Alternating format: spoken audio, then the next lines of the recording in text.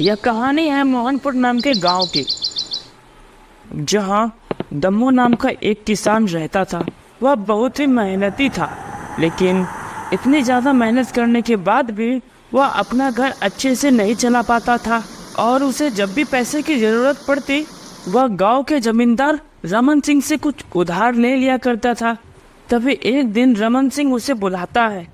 अरे दम्बू, इतने दिन हो गए लेकिन तू अभी तक मेरे पैसे वापस नहीं कर पा रहा है और मुझे पता लगा है कि तुझे और पैसे की जरूरत है। मुझे पता है मेरे माँ बाप, लेकिन मैं क्या करूं? इस बार सारी फसल भी बर्बाद हो गई और मेरे बीबी बच्चे भी भूखे पड़े हैं। 2 दिन से कुछ खाए भी नहीं हैं। इस बार मदद कर दो मालिक, मदद कर दो। देखो दम्बू, मेरा काम तो यही है, मैं पैसे तो तुझे दे दूंगा, लेकिन तेरे पास कुछ गिरवी रखने के लिए है और तेरी पुरानी जमीन वैसे भी कुछ दिन में अब मेरी ही हो जाएगी। पर बाबू, वो जमीन तो करोड़ों की है, हमने थोड़ी ना आपसे इतने ज्यादा पैसे लिए हैं।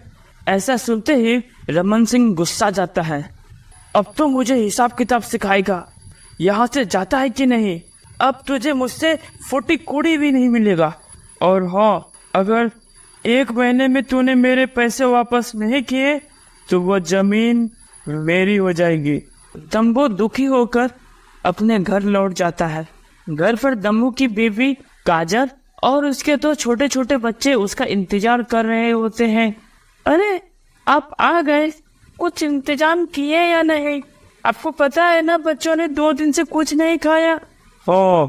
हाँ, गया था उस जमींदार के पास पैसे मांगने को, लेकिन उसने भी मना कर दिया और साथ में हमारी जमीन भी हड़पने की धमकी दी। मैं क्या करूं? और मंगू दुखी हो जाता है। तभी काजल उसे बोलती है, आप दुखी मत होइए, भगवान कुछ न कुछ जरूर करेंगे, मैं बच्चों को समझा लूंगी, आप परेशान मत होइए। ऐसा बोलकर काजल वहां से चली जाती है। इधर दम्मू परेशान था और सोच रहा था। रास्ते में उसे एक नदी दिखाई पड़ती है। वह रुककर सोचने लगता है, मैं कैसा बाप हूँ, अपने बच्चों को 2 वक्त की रोटी भी नहीं दे सकता। इससे अच्छा है कि मैं मरे जाऊं। और वह आत्महत्या करने जा ही रहा था कि उसे जमीन पर पड़ा एक चांदी का सिक्का दिखाई देता है, लेकिन वह उसे नहीं उठाता। तभी वहां पर एक चुड़ैल प्रकट होती है। बहुत ईमानदार थे के, तेरे जैसा ईमानदार अब तक मैंने नहीं देखा। चांदी के सिक्के सामने पड़े हो फिर भी तूने नहीं उठाया। मैं भले ही गरीब हूँ लेकिन चोर नहीं, इसलिए मैंने ये सिक्के नहीं उठाए। मुझे तेरे बारे में सब पता है अगर ये तू सिक्के उठाता तो क्या होता। ये देख रहा है सारे मरे हुए लोग, तू भी इन लोगों की जैसे मरा पड़ा होता। ये सब लालची थे और इसे मैंने मार दिया। मैं खुश हुई। पता तुझे क्या चाहिए? कुछ नहीं चुड़ैल जी, कुछ नहीं। दम्बू, अगर तेरे पास सब कुछ है तो तू यहाँ मरने क्यों आया है? ज्यादा सोच मत, बस मुझे बता कि क्या प्रॉब्लम है। फिर दम्बू चुड़ैल को सारी बातें बताता है। कुछ कीजिए चुड़ैल जी, नहीं ये जमींदार रमन सिंह मेरे जैसे कई गरीबों की सारी जमीन हड़प लेगा। चुड़ैल उसे वह सिक्का देती है। दम्बू वह सिक्का लेकर घर आ जाता है और अपनी पत्नी को सारी बात बताता है। वो सब तो ठीक है जी, पर हम किसी चुड़ैल पर भरोसा कैसे करें?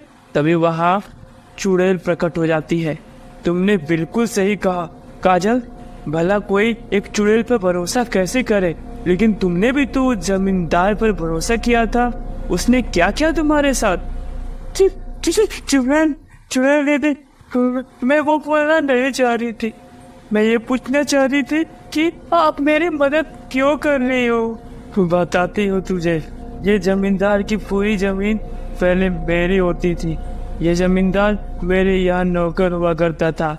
फिर इसने धोखे से मेरी सारी जमीन हड़प ली, जिसकी वजह से मुझे और मेरे पापा जी को आत्महत्या करनी पड़ी। और फिर वो चुड़ैल दम्मू और काजल को पूरी बात बताती है। सारी बातें सुनने के बाद काजल बोली, आपके साथ तो काफी बुरा हुआ है। मुझे आपकी बातों सुनने के बाद मुझे मन कर रहा है जमींदार रमन सिंह को मैं अभी गला घोट कर मार दूं। अपनी प्लानिंग बताती है। फिर दम्मू उस सेठ को अपने घर बुलाता है पैसे लेने के लिए। तभी वहाँ चुड़ैल प्रकट हो जाती है। चुड़ैल कौन हो तू? नहीं पहचाने मुझे? मैं तुम्हारे मालिक की बेटी हूँ, जिसकी जमीन हड़प कर तुम अमीर बने हो। अब मैं तुम्हारे पापों का फल तुम्हें दूंगी। नहीं, मुझे छोड़ दो। मैं पूरे गांव वाले की जमीन वापस कर दूंगा। चुड़ैल उसे मार देती है और दम्मू से कहती है, दम्मू, आज से ये सारी जमीन तुम्हारे हुई और जिन जिन गांव वालों की जमीन इसने हड़पी थी वह तुम वापस कर देना। और चुड़ैल वहाँ से चली जाती है। दोस्तों, कहानी कैसी लगी कमेंट में जरूर बताएं। और इसी तरह की मजेदार कहानियाँ देखना चाहते हो तो चैनल को सब्सक्राइब जरूर करें। Bye bye.